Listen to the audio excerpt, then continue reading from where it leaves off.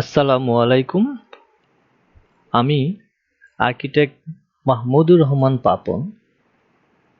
আজকে আপনাদেরকে green building এর কনসেপ্ট সম্পর্কে জানাবো কিছু, এবং আমরা এই ব্যাপারে কিছু আলোচনা করব। গ্রিন বিল্ডিং কি, গ্রিন বিল্ডিং আমরা কেন বানাবো, গ্রিন বিল্ডিং বানানোর অ্যাডভান্টেজ গুলো কি কি, সেই ব্যাপারে।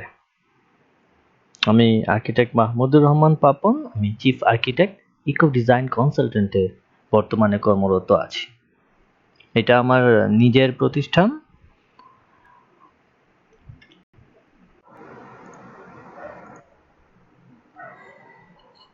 গ্রিন বিল্ডিং কি? গ্রিন বিল্ডিং হলো এমন এক ধরনের বিল্ডিং যেখানে আমাদের পরিবেশগত দায়বদ্ধতার কথা মাথায় রেখে প্রাকৃতিক বা অপ্রাকৃতিক সমস্ত সম্পদের সুষ্ঠু ব্যবহার করতে হয়, এবং সেই সাথে প্রাকৃতিক সম্পদের ব্যবহার কিভাবে কমানো যায় সেই জন্য প্রাকৃতিক সম্পদ ব্যবহার কমানোর সমস্ত স্ট্যান্ডার্ডগুলোকে পূরণ করতে হয়। তারপরেই একটা বিল্ডিংকে গ্রিন বিল্ডিং হিসেবে স্বীকৃতি দেয়া হয়। আদারওয়াইজ বিল্ডিংকে গ্রিন বিল্ডিং হিসেবে স্বীকৃতি দেয়া হবে না।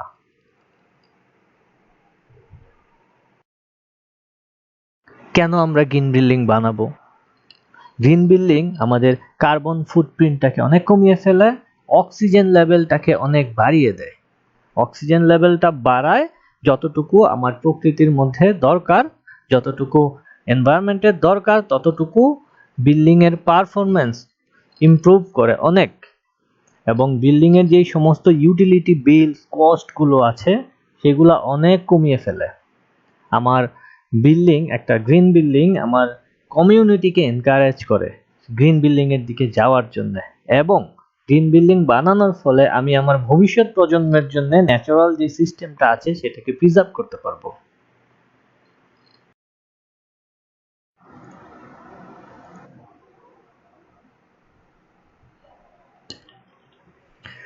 সো এই পার্টে আমরা আলোচনা করব আসলে গ্রিন বা সাস্টেইনেবল বিল্ডিং ম্যাটেরিয়ালস গুলো কি কি, যে একটা বিল্ডিং কে সাস্টেইনেবল কোন ম্যাটেরিয়াল গুলো করে থাকে, অথবা একটা গ্রিন বিল্ডিং বানানোর জন্য যেই সমস্ত ম্যাটেরিয়াল বা এলিমেন্ট গুলো কনসিডারেশনে আনা হয়। প্রথমেই আমরা ধরি সাইট।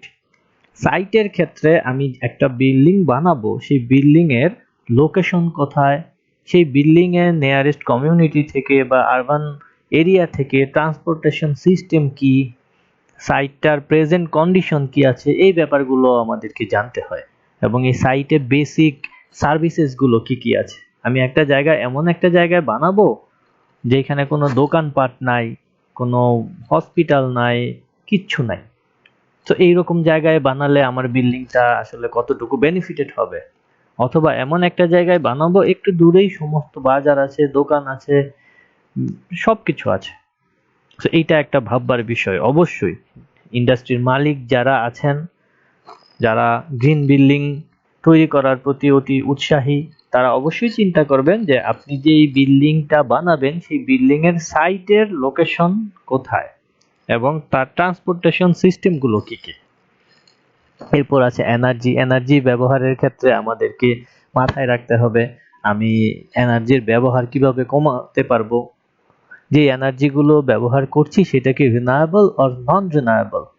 নন রিনায়েবল হলে এই এনার্জি গুলো একসময় শেষ হয়ে যাবে।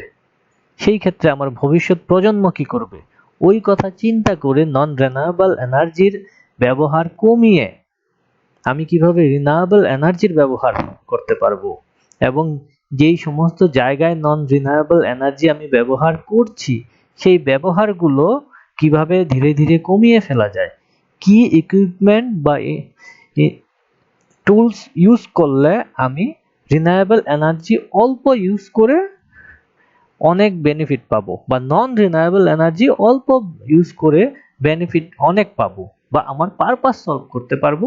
সেই চিন্তাগুলো আমাদের এই এনার্জির পার্টটাতে করতে হয়। ওয়াটার, এখানেও একই কথা। পানির অপর নাম জীবন। আমি যে পানিগুলো ব্যবহার করব একটা বিল্ডিং এ, একটা প্রসেসের ক্ষেত্রে, সেই পানির ব্যবহার কমাতে বলা হয়েছে। আমি আমার টয়লেট ফিক্সচার গুলো ফিটিংস গুলো আছে সেইগুলো এমন ফিক্সচার ফিটিংস কিনবো যেগুলোতে পানির ব্যবহার কম লাগে। এই পানি অনেক মূল্যবান পানি, এই পানি মাটির নিচ থেকে আছে, আমি চাইলে রিলায়েবল রিসোর্স হিসেবে বৃষ্টির পানিগুলোকে হারভেস্ট করে সেই পানির ব্যবহার করতে পারি। ম্যাটেরিয়ালের ক্ষেত্রে রিজনাল প্রায়োরিটিটাকে দিতে হবে আগে, কারণ সাস্টেইনেবল ডেভেলপমেন্টের ক্ষেত্রে যেই জিনিসটা আমরা বলে থাকি সব থেকে বেশি, environmental development, economic development and social development. আপনি যদি এই ম্যাটেরিয়ালস গুলো আপনার বিল্ডিং এ যে সমস্ত ম্যাটেরিয়াল গুলো আছে সেই ম্যাটেরিয়াল গুলো ন্যাচারাল ম্যাটেরিয়াল কিনেন এবং লোকালি অ্যাভেলেবেল যে ম্যাটেরিয়াল গুলো সেইগুলো নেন, আপনার কিন্তু নাম্বার ওয়ান ট্রান্সপোর্টেশন কস্ট কমে যাবে, আপনার দেশেই অ্যাভেলেবেল। আপনি ভবিষ্যতে যদি নষ্ট হয় আপনি চাইলেই চেঞ্জ করে ফেলতে পারবেন, এবং আপনার এই লোকাল ম্যাটেরিয়াল ইউজ করার ফলে যেই সুবিধাগুলো হচ্ছে, আপনি যার কাছ থেকে কিনবেন সেও কিন্তু আপনার কাছ থেকে আপনাকে বিক্রি করে আপনার কাছ থেকে কিছু বেনিফিটেড হচ্ছে, বিজনেস করতে পারছে। আপনি আপনার একটা বিল্ডিংকে গ্রিন বানাবেন, আপনি বিদেশ থেকে ম্যাটেরিয়াল কিনে নিয়ে আসলেন, সেটা আপনার দেশের যেই সমস্ত লোকাল বিজনেসম্যানরা আছে তাদের কি হবে, এবং আপনার লোকাল ইকোনমি তো আসলে আর হইল না।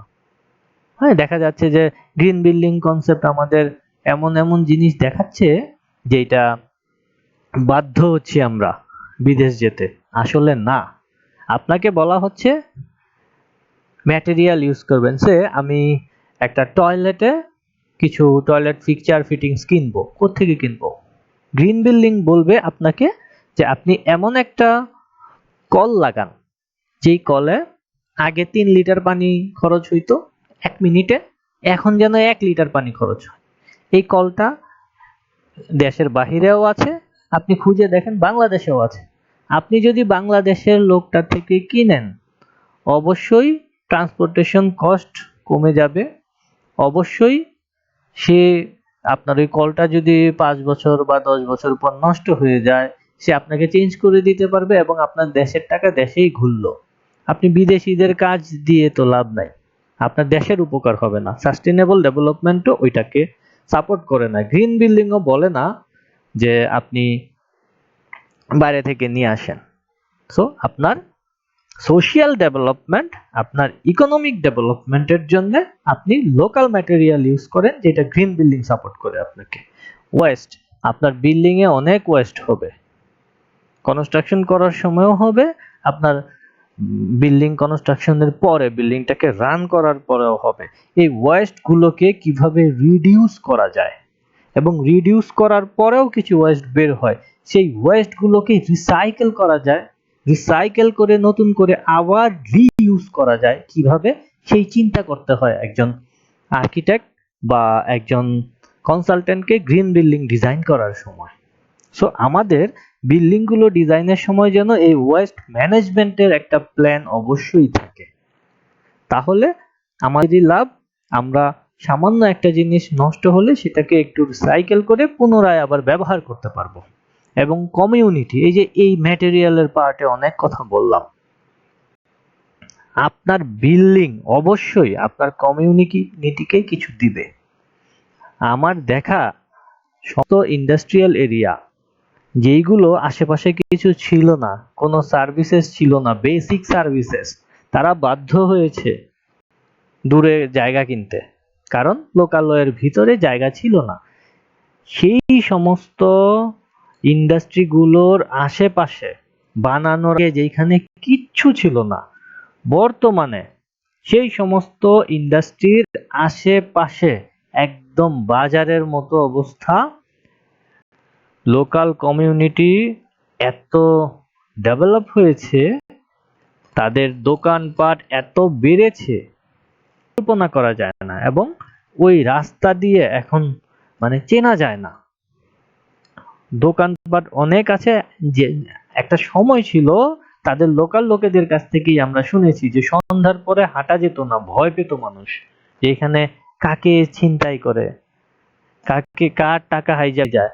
আর এখন রাত 10টা 11টা পর্যন্ত দোকানের আলো জ্বলে থাকে, অন্তত 10 12 15 জন লোক থাকে রাস্তায়, এই দোকানের আশেপাশে দাঁড়িয়ে থাকে এলাকার লোকজন, কারণ আলো আছে, তার কোনো ভয় নাই।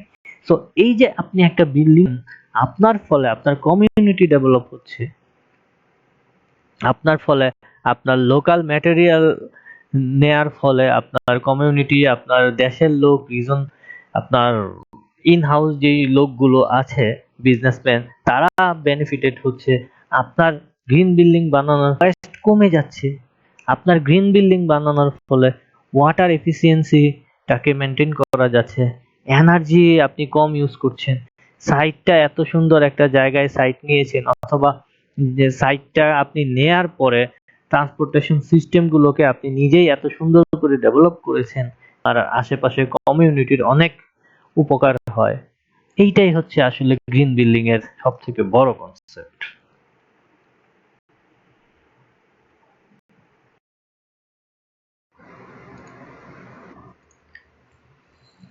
এখানে আমরা একটু দেখি যে আরেকটা গ্রিন বিল্ডিং ম্যাটেরিয়ালস যেটা আসলে লিড আমাদেরকে সাপোর্ট করে, লিডের রিকোয়ারমেন্টসের একটা পার্ট এটা।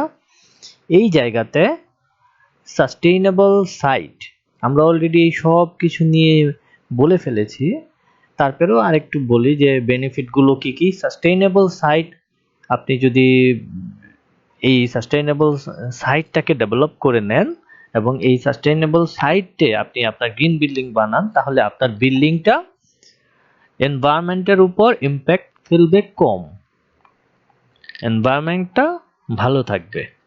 ওয়াটারের ক্ষেত্রেও বলা আছে ওয়াটার কনজাম্পশন অনেক সেভ করছে, পানি বাঁচাচ্ছে আপনার এই গ্রিন বিল্ডিংটা। এনার্জির ক্ষেত্রে আমরা রিলায়েবল এনার্জি কথা বলেছি এবং বেটার পারফরমেন্সের কথা বলেছি, একটা বিল্ডিং পারফরমেন্স ভালো হয় এই গ্রিন বিল্ডিং এর ক্ষেত্রে।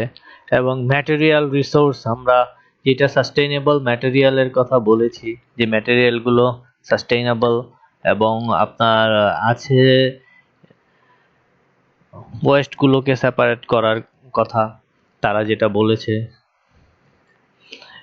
ইনডোর এনভায়রনমেন্টের কথা বলা আছে, যে আমার একটা বিল্ডিং এর ইনডোরের এনভায়রনমেন্ট কি কি থাকবে, যে ইনডোরের মধ্যে দেখা যাচ্ছে যে আপনার টক্সিক গ্যাসগুলো কি বেশি কিনা, এটা পার্টিকুলেটেড ম্যাটার গুলো কি অনেক বেশি কিনা। আমাদের বাংলাদেশে দেখা যায় যে PM2.5 এর পরিমাণ অনেক বেশি থাকে ইন্ডাস্ট্রিয়াল সেক্টরে। সো আমরা বিল্ডিং ডিজাইন করার সময় ইনডোর এনভায়রনমেন্টাল কোয়ালিটির কথা চিন্তা করে, ইনডোর এয়ারের কথা চিন্তা করে ক্রস ভেন্টিলেশন গুলো রাখবো, প্রপার ভেন্টিলেশন হয় কিনা সেটা দেখবো। এবং মিটার, অনেকগুলো মিটার থাকবে ভিতরে, oxygen, carbon die oxide, nitrogen, এই মিটারগুলো যথাযথ জায়গাতে আছে কিনা, এবং এই মিটারগুলো চেক করে আমার ইনডোর এয়ারের কোয়ালিটিটা কি, আমার কি অক্সিজেনের পরিমাণ কমে যাচ্ছে, কার্বন ডাই অক্সাইড বেড়ে যাচ্ছে, আমার ওয়ার্কাররা কি ফ্যাক্টরির ভিতরে কমফোর্ট ফিল করছে না, টেম্পারেচার কি বেড়ে যাচ্ছে, সমস্ত জিনিসগুলো এইখানে এই পার্টটার মধ্যে ইনডোর এনভায়রনমেন্টাল কোয়ালিটির মধ্যে আমাদেরকে চিন্তা করতে হয়। ইনোভেশন অ্যান্ড ডিজাইন, এই ক্ষেত্রে বলা আছে এমন কিছু ডিজাইন করব, আমরা ইনোভেটিভ কিছু ডিজাইন করব যেখানে আমাদের টেকনোলজি গুলো আমাদের হিট আইল্যান্ড ইফেক্টটাকে অনেকটা কমিয়ে ফেলবে। হিট আইল্যান্ড ইফেক্টটাকে কমানোর জন্য যেই সমস্ত টেকনোলজি আছে, যেই সমস্ত ডিজাইন ইনোভেশন ডিজাইন আছে, ইনোভেটিভ আইডিয়াস গুলো আছে, আমরা সেই ইনোভেটিভ আইডিয়া গুলো জেনারেট করব, ডিজাইনটাও ওইভাবে করে করব। এবং রিজনাল প্রায়োরিটি আপনার কমিউনিটিকে অনেকটাই সাপোর্ট করে। এইটা নিয়ে আগে স্লাইডে আমি অনেকগুলো বলেছি, আসলে এইটা নিয়ে বলার কিছুই নাই।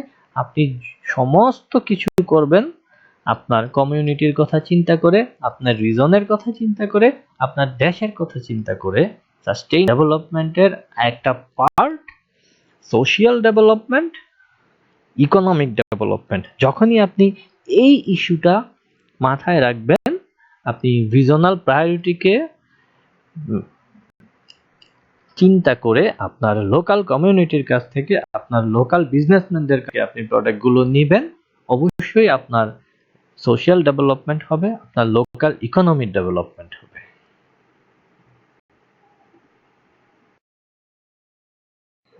প্লিজ, আপনি বিল্ডিংটা বানাবেন, লোকালি বানাচ্ছেন, আপনাকে চিন্তা করতে হবে যে আমি বাংলাদেশে একটা বিল্ডিং বানাচ্ছি, এই বিল্ডিংটা সারা ওয়ার্ল্ডের একটা এলিমেন্ট।